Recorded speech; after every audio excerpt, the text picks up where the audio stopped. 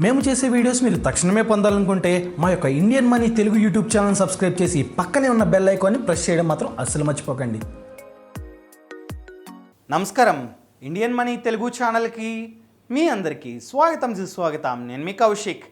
ఈరోజు ఈ వీడియోలో ఎవరెవరైతే 20s మరియు 30sలో ఉన్నారో, అనగా ఎవరైతే అయితే 20 సంవత్సరాల నుండి 40 సంవత్సరాల మిడిల్లో ఉందో వాళ్ళందరికీ కొన్ని బెస్ట్ అయిన ఇన్వెస్ట్మెంట్ ఆప్షన్స్ని సజెస్ట్ చేయబోతున్నా. సో ఈ వీడియోని లాస్ట్ వరకు చూడండి. అంతేకాకుండా ఇంతవరకు మీరు మా ఛానల్ని సబ్స్క్రైబ్ చేసుకోకపోతే ఇప్పుడే సబ్స్క్రైబ్ చేసుకోండి.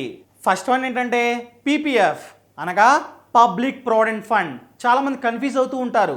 పిఎఫ్ఆ, అది ఎంప్లాయీస్కే కదా అనుకుంటూ ఉంటారు. అది ఈపీఎఫ్, ఇది పీపీఎఫ్. పీపీఎఫ్ అనగా పబ్లిక్ ప్రావిడెంట్ ఫండ్, పేర్లోనే ఉంది పబ్లిక్ అని.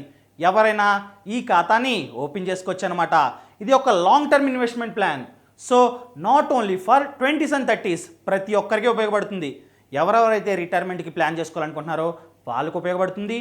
ఎవరెవరైతే ఫ్యూచర్లో ఒక ఇల్లు కట్టుకోవాలి లేదా కారు కొనుక్కోవాలనుకుంటారో వాళ్ళకు ఉపయోగపడుతుంది.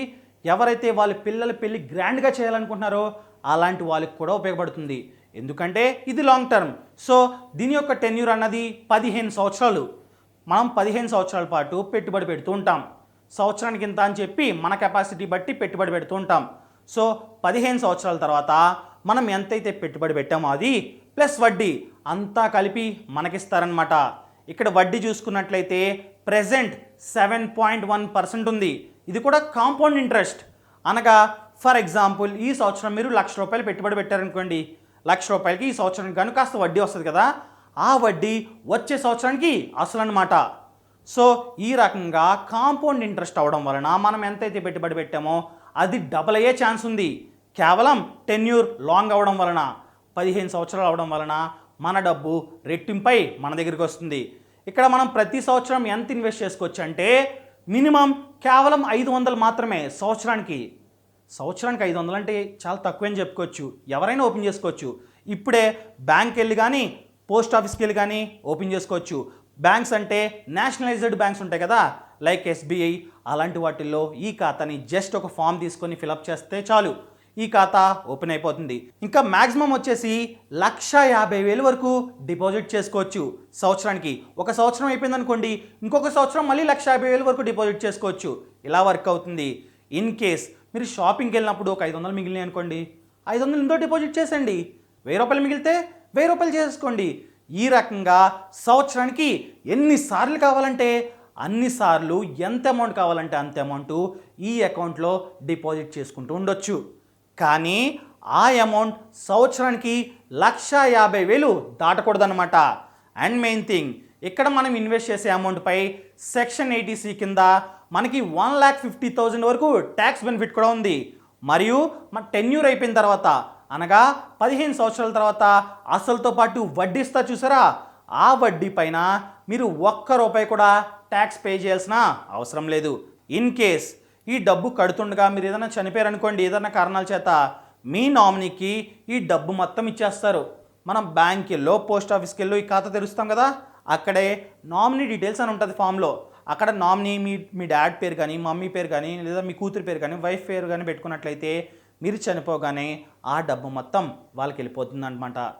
మరియు కొన్ని కారణాల చేత కూడా మిడిల్లో ఈ క్యాష్ని తీసుకోవచ్చు. మీరు ఎంతైతే పెట్టుబడి పెట్టారో అదంతా తీసుకోవచ్చు. ఎలాంటి కారణాలంటే మీ హెల్త్ పర్పస్, మిమ్మల్ని హాస్పిటల్లో అడ్మిట్ చేశారు, డబ్బు లేవు, ఆపరేషన్ చేయాలి, అలాంటప్పుడు కూడా ఆ సర్టిఫికెట్లని, అనగా ఆ ప్రూఫ్స్ని సబ్మిట్ చేసి ఈ డబ్బు తెచ్చుకోవచ్చు.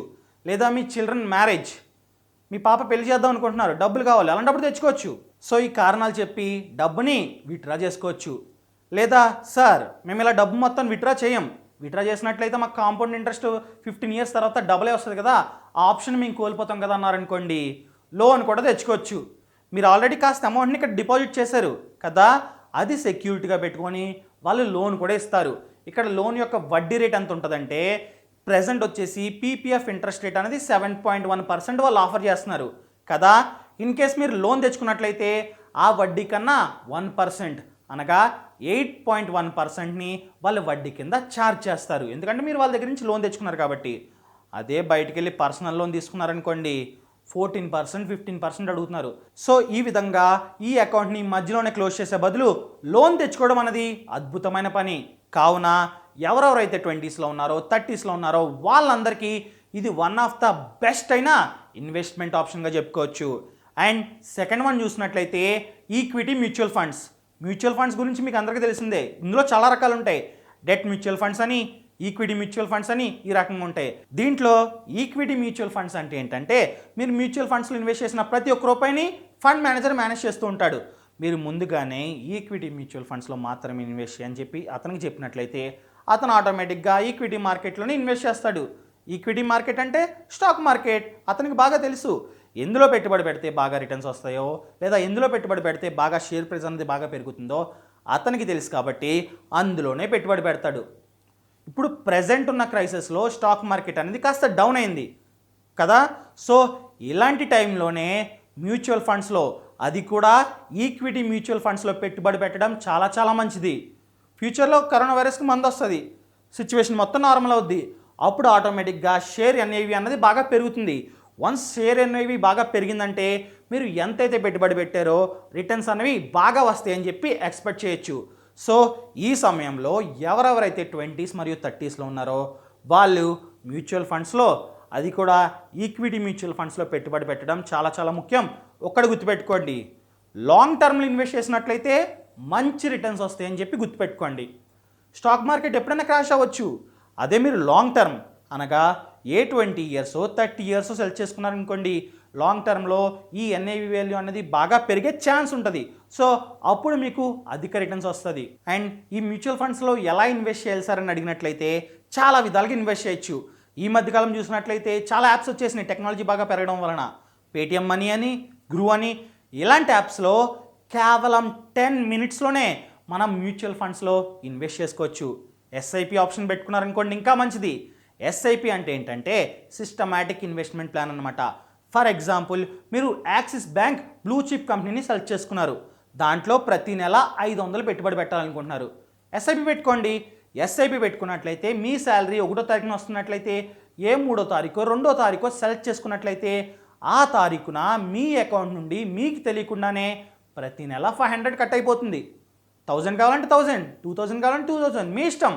లాంగ్ టర్మ్లో ఎక్కువగా రిటర్న్స్ వస్తాయని చెప్పి గుర్తుపెట్టుకోండి. మరియు మెయిన్ థింగ్, ఈ మ్యూచువల్ ఫండ్స్ అనేవి కంప్లీట్గా మార్కెట్ రిస్క్ మీదే డిపెండ్ అయి ఉంటుంది. సో ఎవరెవరైతే 30స్లో ఉన్నారో ఎవరెవరైతే 20స్లో ఉన్నారో వాళ్ళందరికీ ఇది one of the best investment స్కీమ్గా చెప్పుకోవచ్చు.